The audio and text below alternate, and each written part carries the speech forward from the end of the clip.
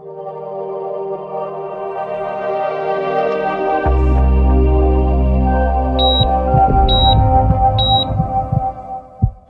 am here to talk about COVID and mental health issues as an introduction.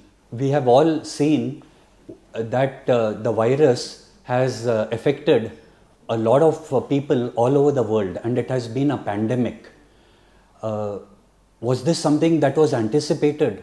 At least in our country, not at all. We never thought so.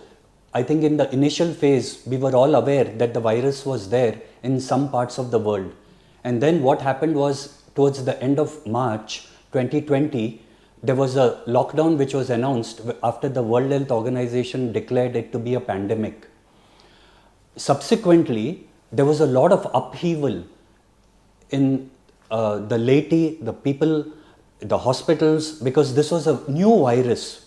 If you see, none of the doctors also had adequate information about the virus. So this was something that was very uncertain. We didn't know much about the disease, the virus, and what it was all leading to. Now, this itself, the element of uncertainty, the lack of information itself can be very daunting and lead to a lot of psychological issues. But then at the ground level, what was it all like?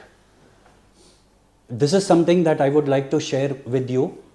But to begin with, I would like to say that in the minds of most people, it is thought that the virus affects the lungs primarily, which is true.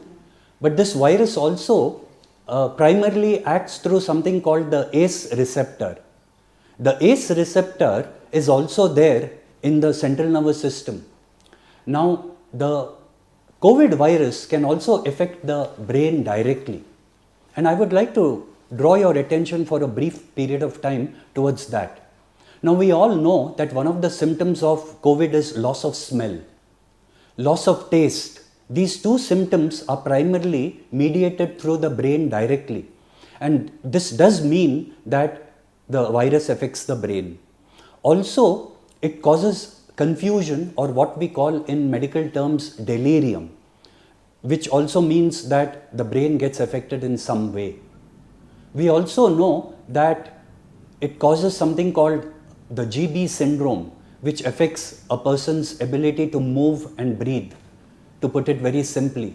So these are all clues which lead us to say that this virus can affect the brain directly. Also, it affects the body's inflammatory responses. The body goes into a hyper-inflammatory state, and it secretes something called cytokines, which also can affect the brain and the behavior.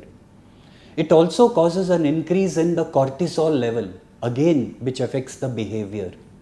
Also, there is a chemical called serotonin in the brain, and it is also there in other parts of the body. But this is like a policeman which regulates our behavior. It affects that chemical also. So this is the biology which is getting disrupted by the COVID virus. But besides that, there have been a lot of other collateral damage, if I may say, and that is by, for example, we have had a lot of social distancing. When we say man is a social animal, we have had lockdowns. So all these also have compounded the behavioral sequelae. And I propose to dwell briefly upon all these different aspects in subsequent videos. Thank you.